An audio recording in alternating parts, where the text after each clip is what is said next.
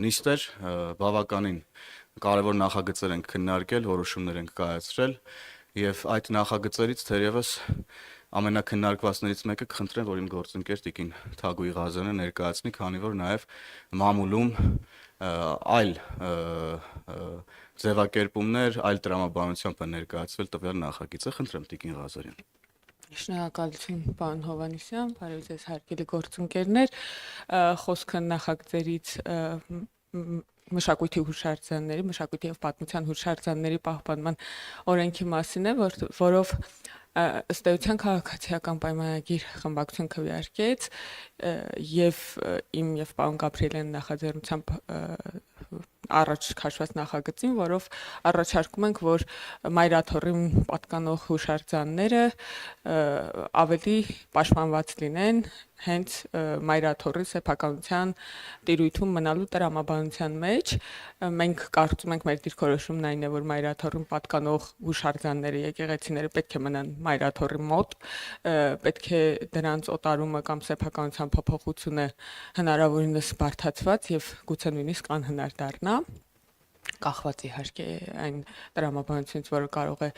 տեղի ունենալ, հասկանալի պատճառով այս օրերին վերջին ամիսներին բավականին քաղաքականացված լինելու պատճառով մայրաթորի կողմից որոշ մայրաթորը փաստացի իրավական ներկայացուցիչների կողմից որոշ ազդակներ են ստանում, բայց միայն դա չի պատճառը, պատճառն այն է, որ մենք ուսումնասիրեցինք միջազգային փորձը եւ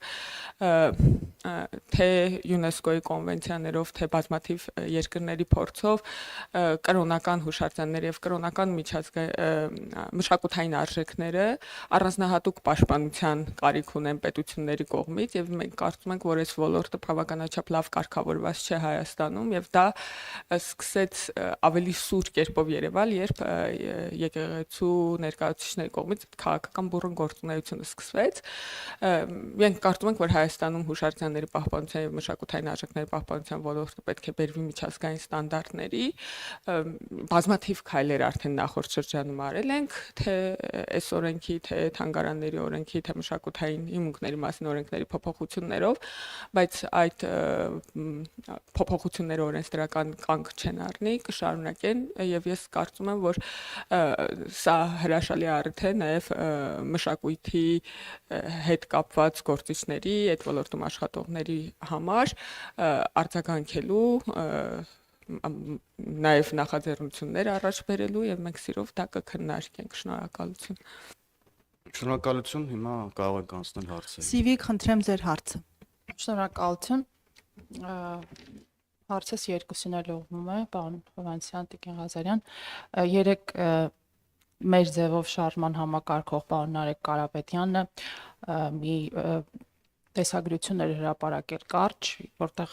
երևում է, թե ինչպես ժանգլյորի ժեստ անելով նա վերև է թռցնում, ապա ափի մեջ է առնում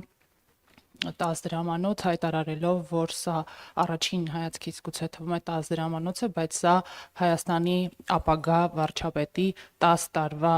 աշխատավարձն է։ Ուզում եմ հարցնել, սա քաղաքականության մեջ նոր ժանր է նախընտրական հեքիաթասացության ոճում եւ որպես հավելում ասեմ, որ երեք կառավարություն ազգային ժողով հարց ու պատասխանից հետո մեր ձևովի Facebook-յան էջում զետեղվել են երկու սկրին, որոնցից մեկում պատկերված է մեր ձևը, այսինքն իրենց ձևը 1 դրամ աշխատավարձ եւ ձեր ձևը, որը մեջբերում է պարոն վարչապետի երեկվա ելույթից ոտերներդ կջարդեմ։ Ձեր մեկնաբանությունները։ Շնորհակալ եմ հարցի համար։ Նախ անդրադառնալով 1 դրամանոց այդ անձնավորությանը, իմ դիտարկումը հետեւյալն է, սա պետությունն է եւ պետական կառավարման համակարգում անհրաժեշտ են լավ մասնագետներ, որոնք պետքա վարձատրվեն իրենց կատարած աշխատանքի համար եւ պետությանը մատուցեն բարձրորակ, լավ ծառայություն, զերծ կոռուպցիոն եւ այլ մեխանիզմներից։ Հիմա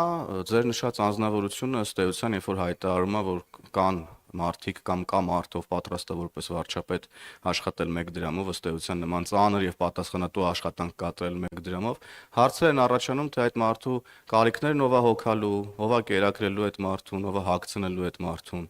Եվ այս հարցերի պատասխաններն ըստ էության տանում են այնտեղ, որ ուրիշներն են այդ ամեն ինչը անելու եւ հետեւաբար ուրիշներն են այդ մարդկանց միջոցով երկիրը կառավարելու։ Էլ չեմ խոսում, որ եթե մարդը իր աշխատանքի դիմաց վարձատրություն չի ստանում, ուրիշ տեղից է այդ գումարը վերցնում, սև, մութ ճանապարհներով, ըստ էության այս հայտարարությունը պրիմիտիվ եւ նաեւ վտանգավոր հայտարարություն է, եւ ես կոչ եմ անում նման պրիմիտիվ հայտարարություններով չփորձել խաբել մեր ժողովրդին։ Շնորհակալ եմ հարցի համար։ Ծանոթ չեմ ձեր նշած հրապարակումներին, շնորհակալ եմ նաև տեղեկացնելու համար։ Ես կուզենայի նաև որպես լրագրողներ հետաքրքրվեք միգուցե կառավարությունը եւ գուցե նաև Տաշիր գրուպը այդ տեղեկությունը ունենա, թե արդյոք 1 դրամ ինքնարժեք ունեցող այդ գործիչի ներկայացրած կազմակերպությունը, օրինակ, որքան հարկային արտոնություններ է խնդրել եւ ստացել կառավարությունից վերջի տարիներին, արդյոք դա 1 դրամ է եղել, թե մի քանի միլիարդ դրամ։ Պետք է հասկանալ, որովհետև եթե չեմ սխալվում, ժամանակ առ ժամանակ բարբերաբար կառավարության նիստում այդպիսի որոշումներ են կայացվում, միգուցե էկոնոմիկայի նախարարությունը այդ մասին կարողանա որակյալ արձագանք տա, ամբողջական պատկեր ունենաք, եւ նաեւ ինչ վերաբերում է Հայաստանում աշխատավարձերին, ես համաձայն եմ իհարկե պարոն Հովհաննիսյանի հետ, պետք է մարդը ինչ որտեղից վճարվի եւ ծառայի սպասարկի այն մարդկանց ումից վճարվում է եւ հետեւաբար մենք կարծում ենք, որ Հայաստանում պետական ապարատի աշխատողներ պետք է վճարվեն ժողովրդի հարկերից, որպեսզի սպասարկեն ժողովրդի կարիքները եւ այդ ժողովրդի կարիքների սպասարկման տրամաբանության մեջ ես ուզում եմ նշել, որ վերջին մեր քաղաքական թիմի կառավարման ընթացքում, այսինքն 2018-ից 2025 թվականի ընթացքում միջին աշխատավարձը 180,000 դրամից միջին նկատի ունեմ մասնավոր սեկտորը նույնպես ներառյալ 180,000 դրամից աճել է 300,000 դրամ, այսինքն 75%-ով։ Իմ ոլորտի վերաբերյալ կարող եմ ասել, որ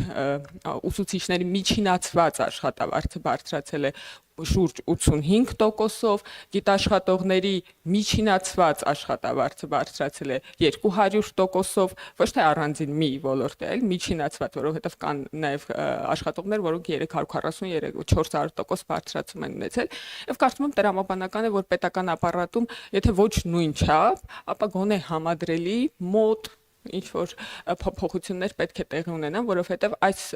համակարգում աշխատող մարդկանց աշխատանքի արդյունքն է, որ մենք հիմա ունենք այս վիճակագրական տվյալները։ Շնորհակալություն։ ABC խնդրեմ։